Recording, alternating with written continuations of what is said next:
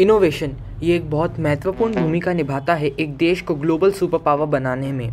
USA इसलिए ही super power नहीं है क्योंकि उसके पास लार्ज मिलिट्री और इकोनॉमिक पावर है, बल्कि इसलिए है क्योंकि हमारे घरों के टीवी से लेकर रेफ्रिजरेटर और उसको चलाने वाली इलेक्ट्रिसिटी भी यूएसए ने इन्वेंट की है। पर अब वक्त बदलने वाला है। नेशनल ग्रीन हाइड्रोजन मिशन को केंद्रीय मंत्रिमंडल ने मंजूरी दी है। मोदी सरकार ने ग्रीन हाइड्रोजन मिशन को ग्रीन सिग्नल दे दिया है। सोलर पावर तक सीमित मत रहिए। हाइड्रोजन जो है ये भविष्य का है। प्रतिवर्ष 50 लाख टन ग्रीन हाइड्रोजन का उत्पादन से अब green hydrogen is the fuel for the future. कुल मिलाकर 17,490 करोड़ रुपए इसके ऊपर व्यय किया जाए। मेरा एक ड्रीम है कि ये $1 पर केजी ग्रीन हाइड्रोजन की कीमत होनी चाहिए। 4 जनवरी 2023 को इंडिया ने नेशनल ग्रीन हाइड्रोजन मिशन में अराउंड 20,000 करोड़ का इन्वेस्टमेंट किया है। तो आइए समझते हैं ग्रीन हाइड्रोजन आखिर होता क्या है। हाइड्रोजन को प्रोड्यूस करने के लिए एक प्रोसेस होती है जिसे हम कहते हैं इलेक्ट्रोलिसिस।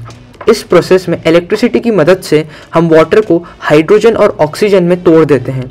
तो ग्रीन हाइड्रोजन ऐसा हाइड्रोजन है जो कि बिना किसी कार्बन एमिशन के प्रोड्यूस होता है।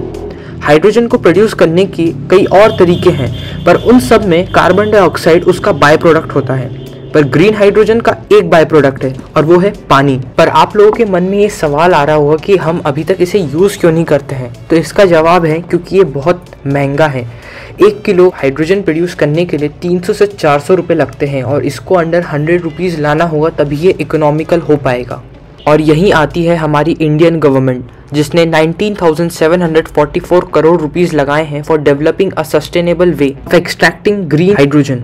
और ग्रीन हाइड्रोजन हमारे लिए सिर्फ एक रास्ता नहीं है सस्टेनेबल फ्यूचर का, बल्कि एक मौका है इंडिया के लिए ग्लोबल सुपर पावर बनने का। आइए इसको एक एग्जाम्पल के थ्रू समझते हैं। आज से कुछ 12 साल पहले चाइना ने सोलर एनर्जी में काफ़ी इन्वेस्ट किया था और उसके कारण उसने सोलर एनर्जी प्रोड्यूस करने की कॉस्ट चाइना ने 80 to 90% तक घटा दी थी। और हालांकि इंडिया सोलर एनर्जी का काफ़ी बड़ा प्रोड्यूसर है, पर सोलर एनर्जी प्रोड्यूस करने के लिए अधिकतर फोटोवोल्टिक सेल्स और रॉ मटेरियल्स चाइना से इंपोर्ट किए जाते हैं। और ये फ्यूचर में यूरोपियन यूनियन का रशियन के ऑयल इंपोर्ट्स की डिपेंडेंसी के बराबर हो सकता है। पर अब स्टोरी बदली जा सकती है। पर आप लोग सोच रहे होंगे कि न्यू टेक्नोलॉजी डेवलप करने के बजाय क्यों ना हम सोलर या विंड पावर में ही इन्वेस्ट करें। हम ऐसा इसलिए नहीं कर सकते क्योंकि सोलर पैनल्स जो फोटोवोल्टिक सेल से बनते हैं उसे एनर्जी ट्रांसमिट करने के लिए सिलिकॉन चाहिए, जो कि एक रेयर अर्थ मेटल है और फ्यूचर में ख़त्म हो जाएगा।